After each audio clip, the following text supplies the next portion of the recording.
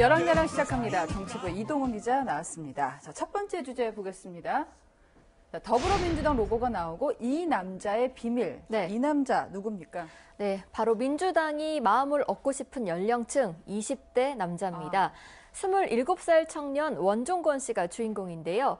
지난 2005년 한 방송에서 각막기증으로 눈을 뜬 어머니와 함께 소개된 적이 있습니다. 어머니께 정치를 하겠다고 말씀드렸더니 밥은 먹을 수 있니? 라며 걱정하셨습니다. 굶지 않아도 된다는 것이 얼마나 큰 안정감인지 굶어보지 않은 분들은 잘 모릅니다. 방송에 나왔을 때 초등학생이었는데 참 많이 컸네요. 네. 자, 그런데 이 원종건 씨가 문재인 대통령과 인연이 있다면서요? 네, 그렇습니다. 원 씨는 경희대 언론정보학과를 졸업했는데요. 문 대통령이 경희대 법대 7위학번입니다. 김정숙 여사와 캠퍼스 커플이었는데요. 문 대통령 내외 대학교 후배인 셈입니다. 예. 문 대통령과 가까운 곳에 경희대 출신이 한 명 더 있습니다. 네, 누군가요? 바로 고민정 청와대 대변인인데요. 고민정 대변인은 경희대 중어중문학과를 졸업했습니다. 네. 자, 민주당 1호 영입 인사가 최혜영 강동대 교수인데요. 네. 이분도 여권과 특별한 인연이 있는 대학교를 졸업했더군요. 네, 최혜영 교수는 신라대 무용학과 출신인데요. 신라대는 문 대통령의 국회의원 시절 지역구인 부산 사상에 있습니다. 예. 2012년 총선 때 정홍섭 신라대 총장은 문 대통령 후원회장을 맡기도 했습니다.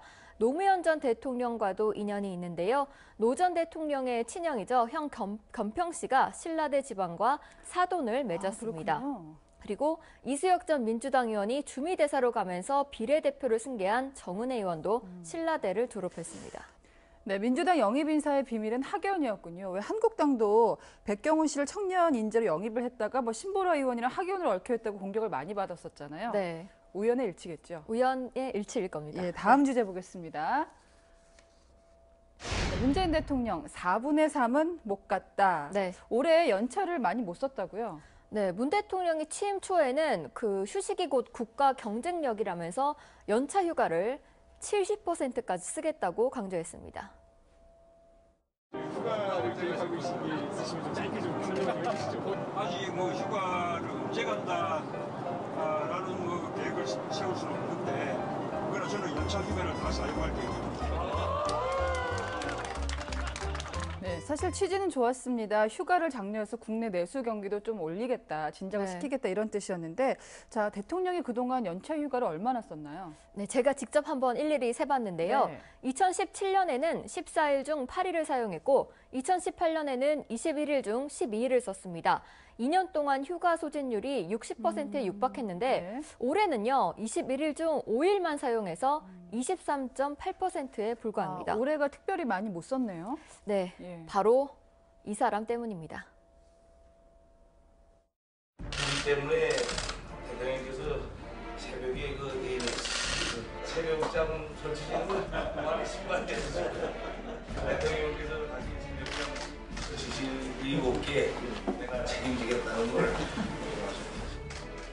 저런 말을 했었군요. 예. 네, 그런데 김정은 위원장의 이런 약속 무색해졌습니다. 군사 합의를 깨고 해안포를 쏘고 새벽에도 단거리 발사체를 쏘아 올린 건데요.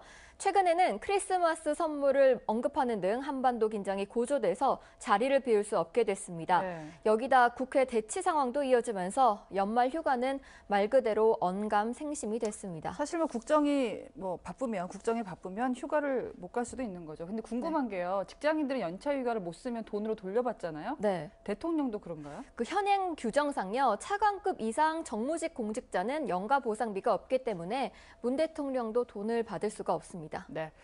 자, 마지막 주제 보겠습니다. 네. 화나요, 말. 올해도 정치권에서 국민들을 화나게 했던 말들이 참 많았습니다. 네. 네, 제가 한번 꼽아봤는데요. 네. 첫 번째 화나요 말의 주인공, 바로 문재인 대통령입니다. 부동산 문제는 우리 정부에서는 이렇게 자신 있다고 이렇게 좀 장담하고 싶습니다. 전국적으로는 부동산 가격이 오히려 하락했을 정도로 안정화되고 있습니다. 지금 이제 우리 정부 하에서 전월세 가격은 아주 안정돼 있지 않습니까? 네, 하지만 경실련과 민주평화당 조사 결과 문재인 정부 출범 2년 만에 땅값이 무려 2천조 원 올랐습니다. 2천조 원. 전 정부 때와 비교해보면 절반도 안 되는 기간에 2배가 오른 겁니다. 문재인 정부는 지금까지 18차례 부동산 대책을 내놨는데 네. 그 서울 같은 수도권은 현금 부자만 집을 쓸어 담고 있고 전세가는 들썩이고 있죠. 서민 살기는 더 어려워졌다는 평가가 나옵니다. 전국적으로 부동산 가격이 안정됐다기보다는 전국적으로 양극화가 진행됐다는 표현이 더 맞지 않나 싶습니다. 네. 자, 두 번째 하나요 말 주인공 보시죠. 네, 바로 김세연 자유한국당 의원입니다. 네. 김 의원은 지난달 17일 총선 불출마를 선언했는데요. 당시에 한국당을 향해서 좀비 같다고 했습니다. 자유한국당은 이제 수명을 다했습니다. 존재 자체가 역사의 민폐입니다. 생명력을 잃은 좀비 같은 존재라고 손가락질 받습니다. 김 의원이 황교안 대표 등을 직접 겨냥해서 파장을 불러일으켰었는데 그 뒤로 한국당의 모습이 어땠는지 다시 짚어볼까요? 네, 지난 2일 한국당 당직자 35명이 쇄신에 힘을 보태겠다며 총사퇴를 선언했고 황교안 대표가 당직자 인선을 했는데요. 네. 여의도 연구원장을 맡고 있던 김 의원도 함께 직을 내려놨습니다. 그런데요, 총사퇴한 당직자 상당수가 유임되면서 김 의원만 자리에서 물러나는 김세연 찍어내기 형국이 됐습니다. 그래서 김 의원이 당시에 뭐 알고도 속고 모르고도 속았다라는 말을 또 의미심장한 말을 하기도 했습니다. 네, 자, 마지막 화나요 말 누가 했습니까? 바로 조국 사태 때 말도 많고 탈도 많았던 바로 이 사람입니다.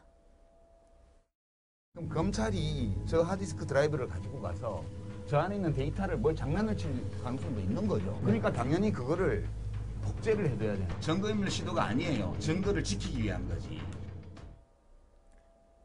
네, 유시민 이사장은 조국 전 장관의 부인 정경심 교수가 검찰 압수수색 전 동양대에서 컴퓨터를 들고 나온 걸 증거 인멸이 아닌 증거 보존을 위한 것이라고 주장한 겁니다. 유시민 이사장의 이 발언이 뭐 사실 조국 전 장관을 옹호하기 위해서 했던 발언이었는데 오히려 논란을 가중시킨 측면도 있었습니다. 네. 자, 지금까지 여랑야랑이었습니다.